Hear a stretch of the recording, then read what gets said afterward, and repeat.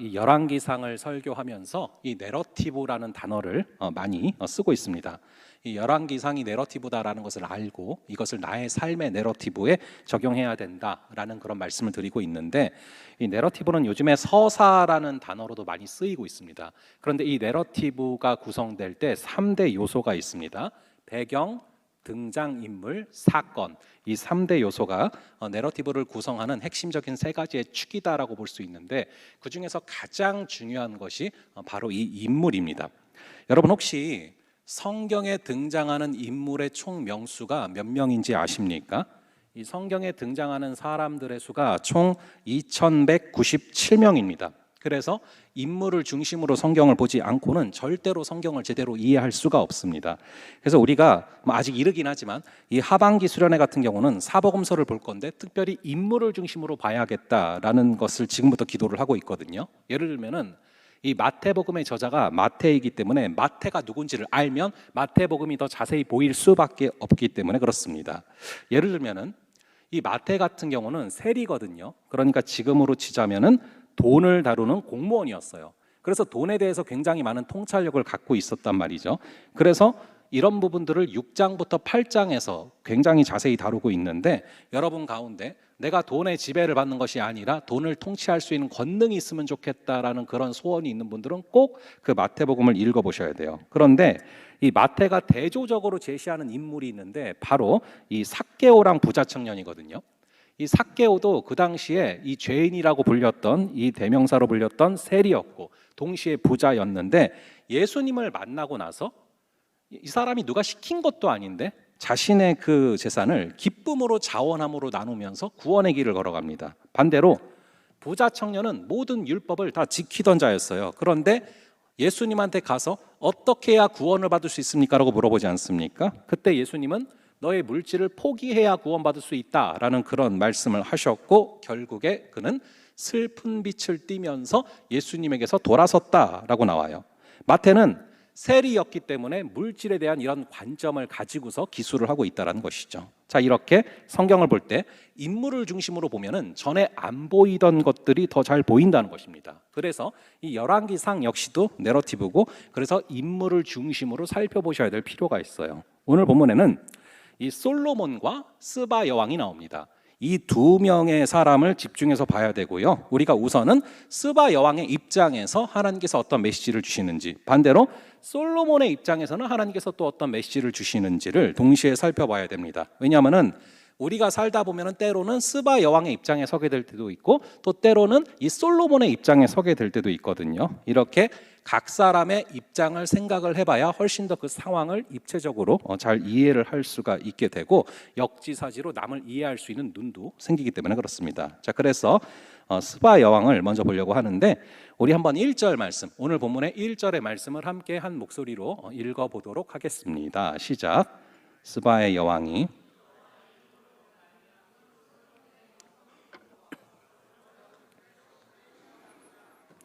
여러분, 우선 스바는 사람 이름이 아닙니다. 사람 이름 치고는 어감이 좀 이상하죠. 이 스바는 나라 이름이에요. 나라 이름. 엄밀하게 말하면 스바 왕국인데요, 지금으로 치면요, 이 에티오피아부터 예멘까지 포함하는 굉장히 큰 왕국입니다. 현재는 에티오피아는 아프리카고 그리고 예멘은 아시아로 나뉘어져 있지 않습니까?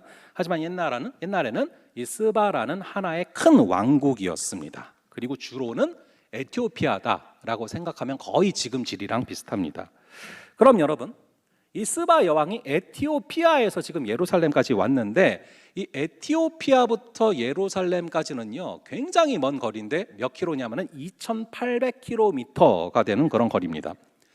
여러분, 여기 이 부평에서 부산을 찍으면은 300km 정도가 나오거든요. 조금 넘거든요. 그러면은 부평에서 부산을 갔다가 부산에서 부평을 갔다가 이거를 총 8번을 해야 되는 그런 거리입니다.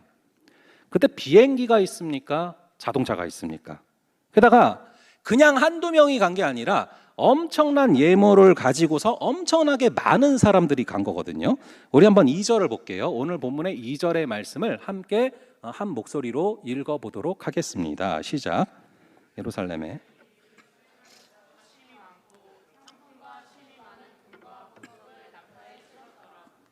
솔로몬에게 나와 자기 마음에 있는 것을 다 말하매. 자, 이것은 그냥 뭐 배낭 여행을 한 게 아니고 한 나라의 왕의 행렬이죠. 그럼 이렇게 보통 여정이 아닌데 이 스바 여왕은 왜 굳이 이런 수고를 하면서까지 솔로몬을 찾아가려고 했습니까? 뭔가 확실한 어떤 이유가 있기 때문에 그런 수고를 하지 않았겠습니까? 그럼 스바 여왕은 무슨 이유로 인해서 이 솔로몬을 그 먼 거리를 찾아갔을까? 여러분, 본인도 왕이에요. 여왕도 왕입니다. 그런데 본인도 왕인데 뭐 부귀 영화를 얻기 위해서 갔겠습니까? 아니죠. 이미 왕이라서 부귀 영화는 다 누리고 있어요. 가져간 선물들을 한번 보세요. 이미 부자예요. 그러니까 이런 선물들을 가져갈 수 있는 것입니다. 그러니까 더 부자가 되고 싶다거나 아니면 더 강한 왕이 되고 싶어서 찾아간 게 아닙니다. 이 스바 여왕은 지혜를 찾아서 그곳으로 간 것인데, 사실 여러분, 이 지혜를 추구하는 사람은 지혜로울까요? 지혜롭지 않을까요?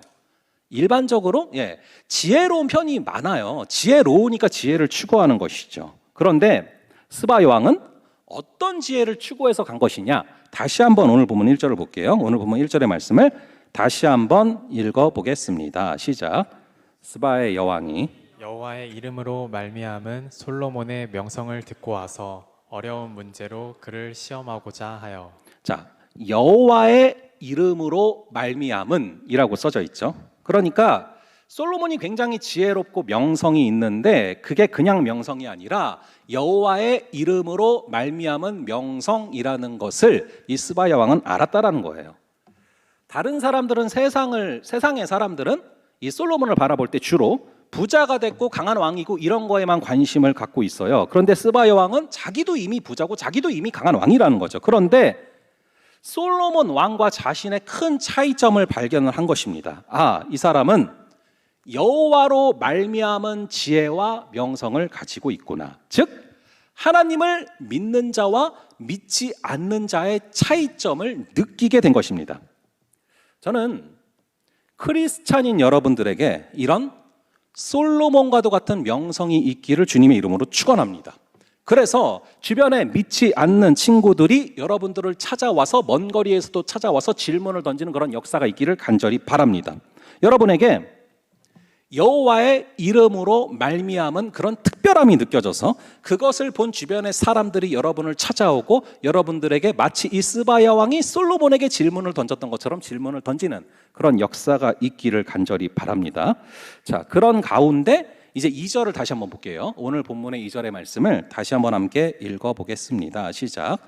예루살렘에 이르니 수행하는 자가 심이 많고 향품과 심이 많은 금과 보석을 낙타에 실었더라. 그가 솔로몬에게 나와 자기 마음에 있는 것을 다 말하매. 자, 솔로몬에게 찾아온 이유가 하나 더 있죠. 자기 마음에 있는 것을 다 말했대요. 그러니까 스바 여왕은 가진 것도 많고 권력도 있고 다 가지고 있는데 뭔가 마음속에 갈등이 좀 하나 있어요. 그래서 이것을 어떻게 해결을 하면 좋을까? 그런데 이미 자기가 최고의 왕의 자리에 앉아 있는데 누구한테 편하게 물어보겠습니까? 뭐 신하한테 물어보겠습니까? 여러분, 이 산이라는 것도 그렇죠. 올라갈수록 좁아져요. 마찬가지입니다.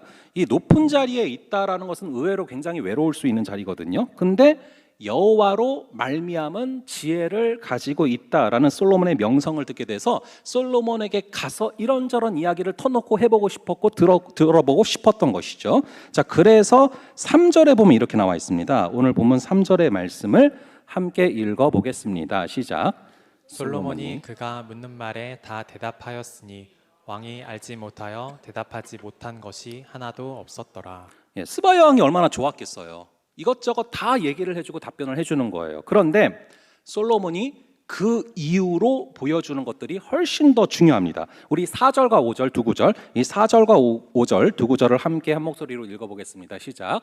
스바의 여왕이 솔로몬의 모든 지혜와 그 건축한 왕궁과 그 상의 식물과 그의 신하들의 좌석과 그의 시종들이 시립한 것과 그들의 관복과 술 관원들과 여호와의 성전에 올라가는 층계를 보고 크게 감동되어. 자, 간단히 말하자면 성전을 보여준 겁니다.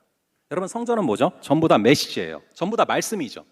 저희도 지난주에 성전을 자세히 살펴봤잖아요. 그래서 하나님께 나아가려면 성전을 통해서 이 번제단을 통해서 원죄를 씻어야 되고, 물두멍을 통해 가지고 자범죄를 씻어야 되고, 이 분향단을 통해 가지고 그것이 향기고, 그리고 그것은 기도고, 그리고 찬양도 이 곡조 있는 기도란 말이에요. 그런 어떤 예배의 모습들이 무엇인지를 보지 않았습니까? 우리가 지난주에 봤으니 자세히 말씀은 안 드리겠지만, 그렇게 성전의 구조를 통해서 하나님께 어떻게 나아가야 하는지, 그리고 성전을 통해서 하나님께서 정말로 중요하게 여기시는 것들이 무엇인지를 깨닫게 되잖아요. 말 그대로 이 성전 자체가 눈에 보이는 말씀 그 자체이고, 성전 자체가 눈에 보이는 성경 그 자체였던 것입니다. 그래서 성전의 구조를 하나하나 보여주면서, 지난주에 제가 여러분들에게 성전을 가지고서 설교한 것보다 훨씬 더 잘 설명을 해줬겠죠. 솔로몬은 자기가 만든 건데, 지가 만든 건데 얼마나 설명을 잘했겠습니까? 이렇게 성전을 설명하는 것은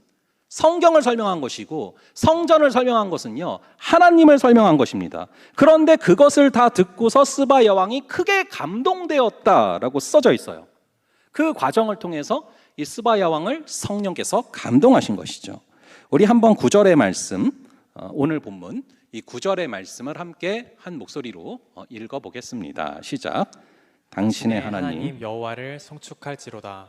여호와께서 당신을 기뻐하사 이스라엘 왕위에 올리셨고, 여호와께서 영원히 이스라엘을 사랑하심으로 당신을 세워 왕으로 삼아 정의와 공의를 행하게 하셨도다 하고. 자, 이 스바 여왕이 보통 여자가 아니에요. 이 보이는 말씀인 성전을 보고 나서, 그리고 설명을 듣고 나서 하나님을 만난 것입니다. 그래서 여호와를 송축하잖아요. 하나님께서 솔로몬 당신을 이스라엘의 왕위에 올리셨다라고 말합니다. 우리가 지난번에 이 열왕기상을 계속 묵상을 하면서 이 솔로몬이 왕이 될 게 아니었고, 원래는 인간적으로 볼 때는 아도니아가 이런저런 조건으로 볼 때 누가 봐도 왕이 될 것 같았는데, 하나님께서 사랑하시는 자 여디디아 이 솔로몬을 왕으로 세우신 것을 우리가 들어보지 않았습니까?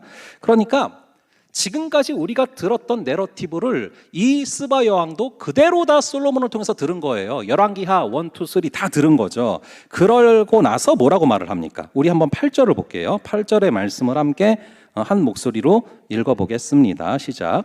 복되도다 당신의 사람들이여, 복되도다 당신의 이 신하들이여, 항상 당신 앞에 서서 당신의 지혜를 들음이로다. 스바 여왕이 뭐라고 말합니까? 솔로몬, 당신의 사람들은 복됩니다. 왜 복되다고 합니까? 날마다 당신의 말씀을 듣고 날마다 당신의 지혜를 듣기 때문에 복되도다. 그래서 그 이유는 들음이로다 라고 써져 있지 않습니까? 이렇게 스바 여왕은 하나님을 만났고, 그리고 하나님의 말씀을 듣는다는 게 얼마나 중요한지를 깨달은 것입니다. 그래서 여러분 나중에 신약에 보면요, 결국에 예수님께서 이 스바 여왕을 인정을 해주세요.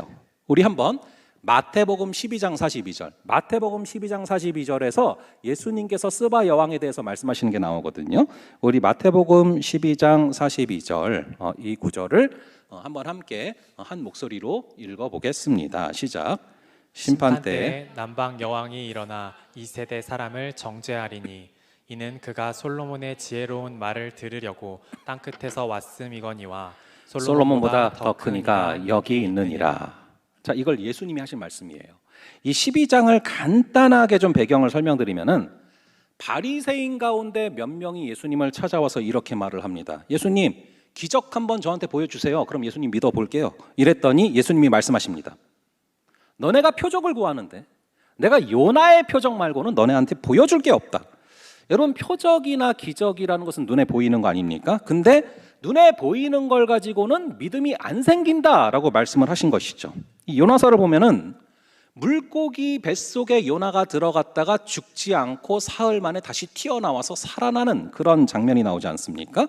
근데 니느웨 사람들은 요나의 그런 표적을 보고서 하나님을 믿게 된 것이 아니라, 바로 요나가 말씀을 증거해서 그 말씀을 듣고서 변화된 게 아니냐 말씀하시는 거죠. 근데도 굳이 너네가 표적을 요구한다면, 요나가 물고기 뱃속에 들어갔다가 사흘 만에 다시 살아나온 것처럼 나도 십자가를 지고 죽음에 장사한 지 사흘 만에 다시 부활하는 그 표적, 그게 내가 너희들에게 유일하게 보여줄 수 있는 표적이다 라고 말씀을 하시는 게 12장의 장면이죠. 다시 말하면 표적보다 중요한 것이 말씀이다. 보이는 것보다 중요한 것이 듣는 거다. 이미지보다 중요한 게 텍스트다. 그 얘기를 하신 것이죠. 그러면서 바로 이어서 말씀하시는 것이 바로 이 스바 여왕이거든요. 하나님께서 나중에 재림하실 때 마지막 그 심판 때 스바 여왕이 일어나서 바로 이 세대 사람들을 정죄할 거고 바리새인 너희들을 정죄할 거다라고 말씀하시죠. 왜 스바 여왕이 정죄한다라고 나와 있습니까? 우리 다시 한번 마태복음 12장 42절, 마태복음 12장 이 42절의 말씀을 함께 한 목소리로 읽어보겠습니다. 시작.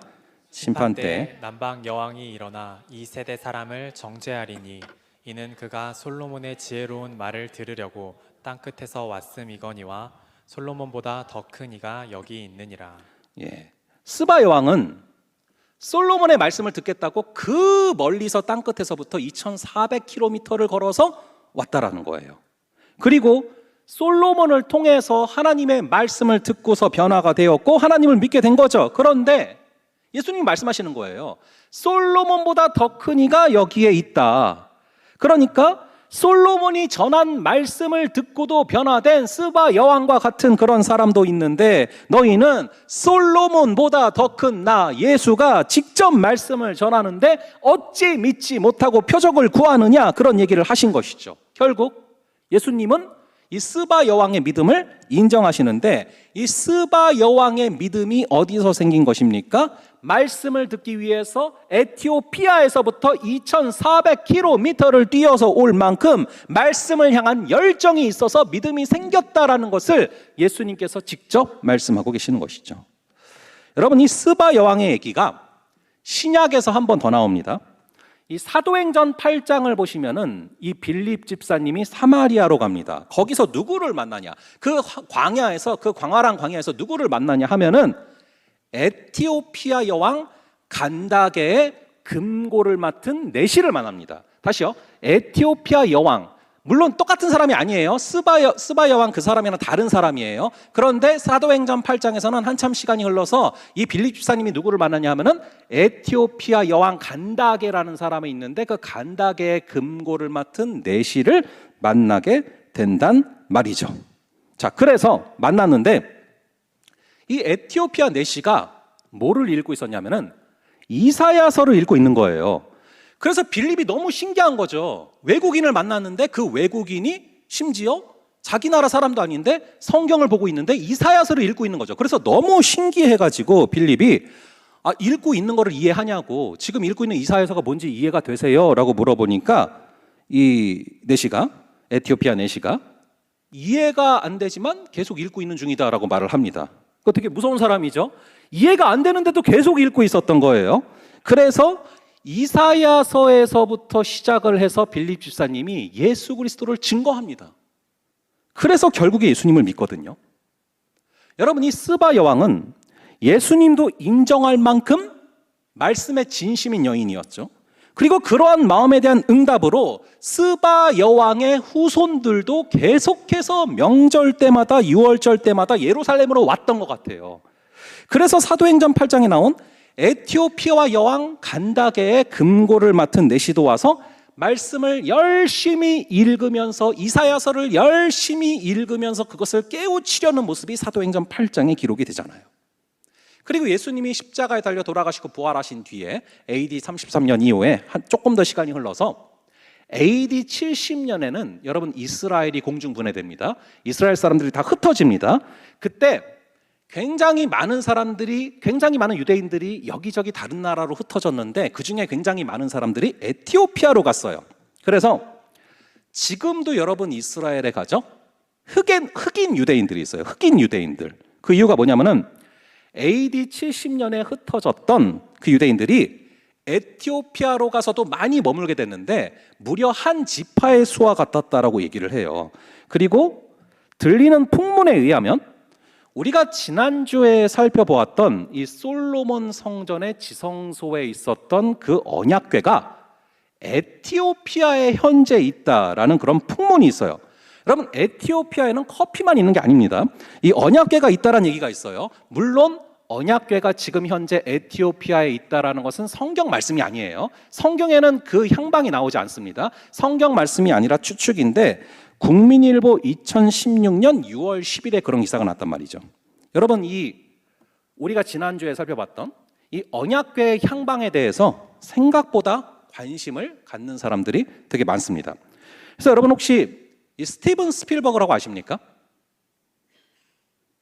예, 아신다는 거죠. 예, 그 스티븐 스필버그라는 분이 있는데 이분이 그 인디아나 존스라는 영화를 만들었거든요. 굉장히 예전에는 되게 재밌었던 영화예요. 지금 보면 좀 CG 같은 게 좀 허접하겠지만, 그런데 이 인디아나 존스라는 영화를 보면요, 그 내용이 뭐냐면은 바로 언약궤를 찾아서 떠나는 내용이에요. 그 용어를 그대로 써요. 언약궤를 찾아 떠난다.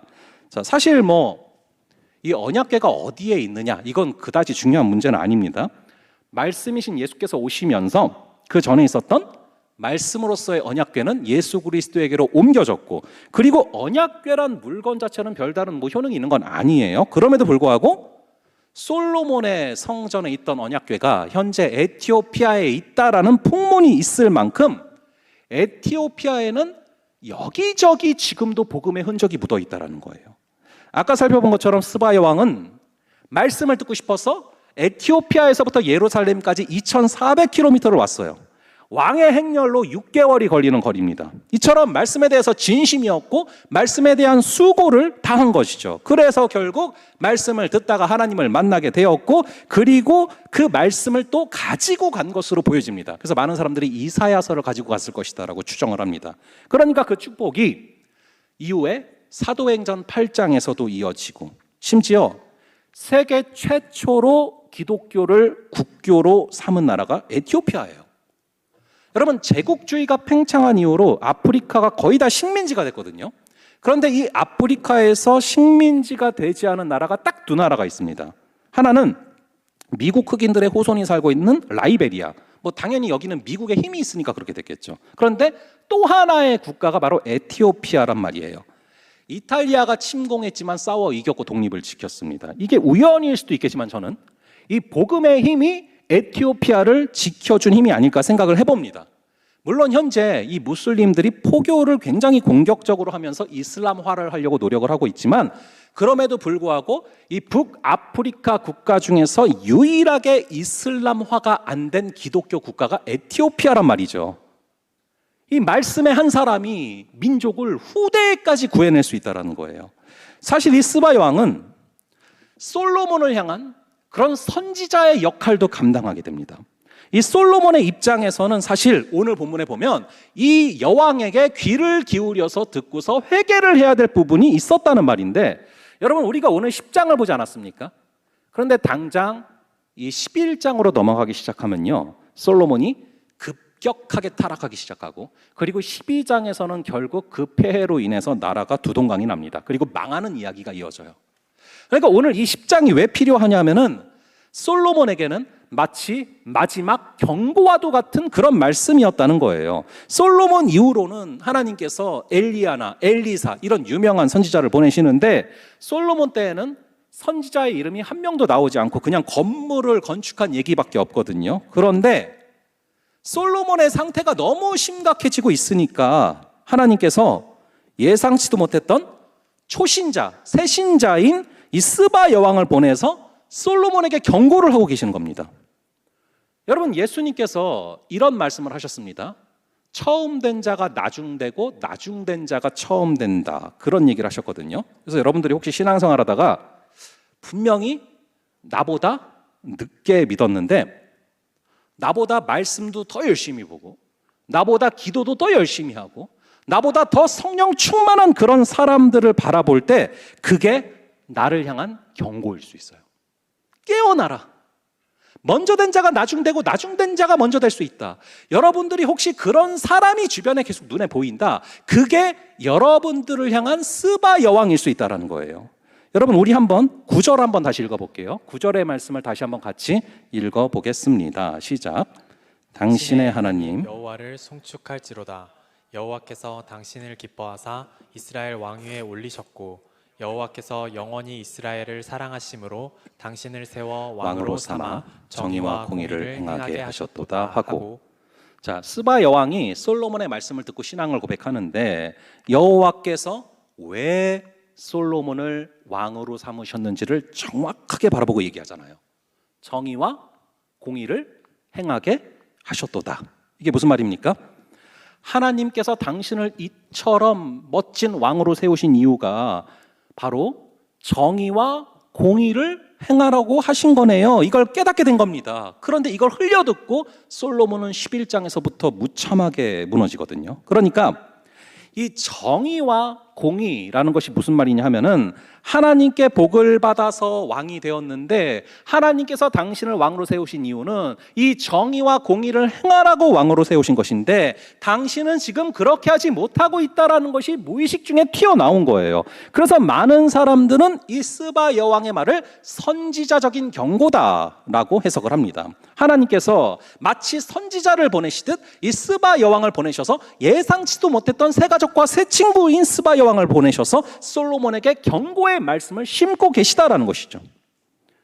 왜 이렇게 많은 사찰단이 에티오피아로부터 여기까지 왔는가? 이것은 하나님의 계획하심 가운데 벌어진 사건이고 역으로 솔로몬에게도 깨달음을 주시고 마지막 경고를 주셔서 다시금 돌아올 기회를 주셨다는 것이죠. 그런데 듣는 마음으로 부와 권력을 거머쥐었던 이 솔로몬은 결정적인 순간에 하나님이 보내신 그 자를 통한 음성을 흘려 들으면서 수직 낙하하게 되고 결국에는 추락하게 됩니다.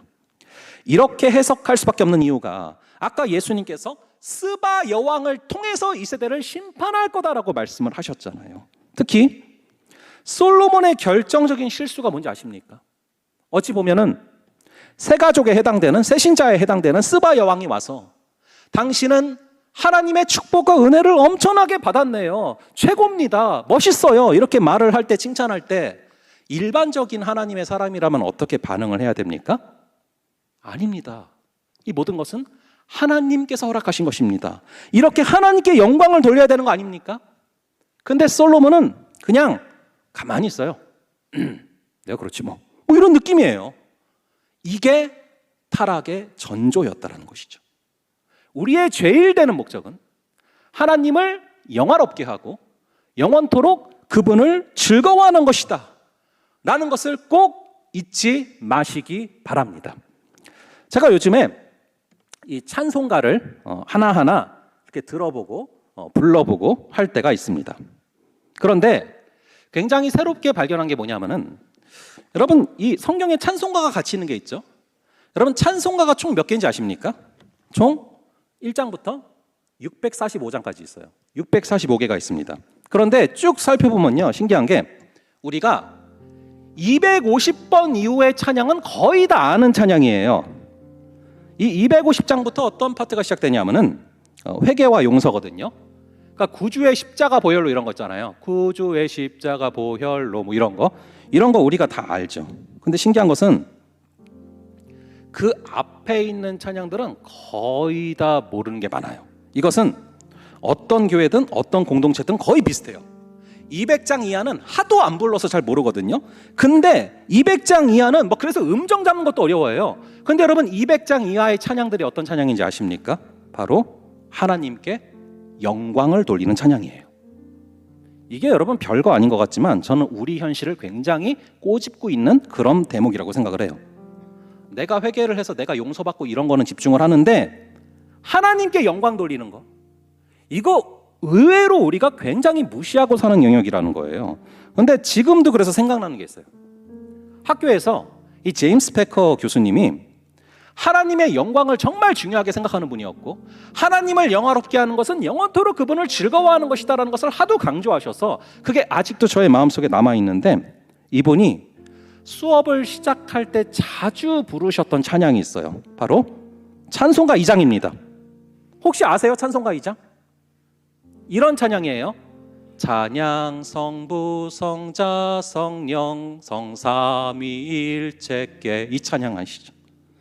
영원 무궁하기까지 영광을 돌리세 영광을 돌리세 영광을 돌리는 찬양이잖아요.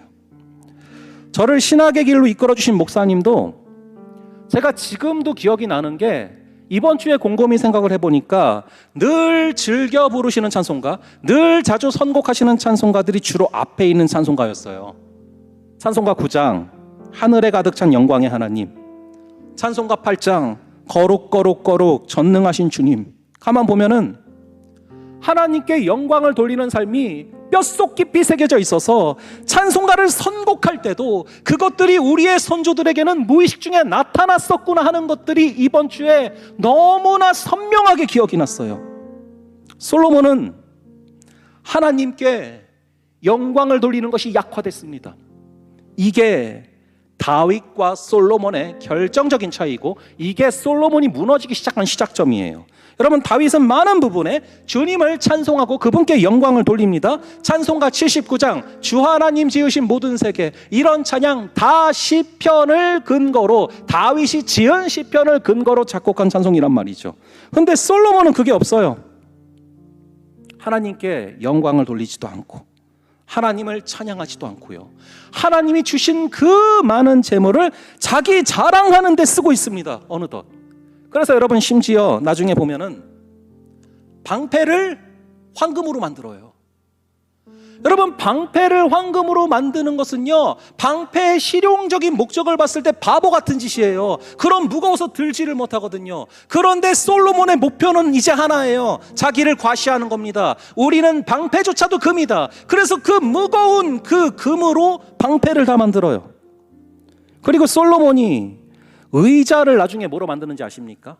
의자를요, 뭘로 만드냐면은 코끼리 상아로 만들어요. 코끼리 다 멸종시키려고 그 수많은 코끼리들을 잡아서 그걸로 그 상아를 뽑아서 의자를 만든다는 것이죠. 그렇게 우리의 삶이 나의 부와 나의 권력과 나에게 주시한 것을 과시하는 것이 아니라 우리에게 주신 것으로 하나님께 영광 돌리는 그런 삶이 되기를 주님의 이름으로 축원합니다.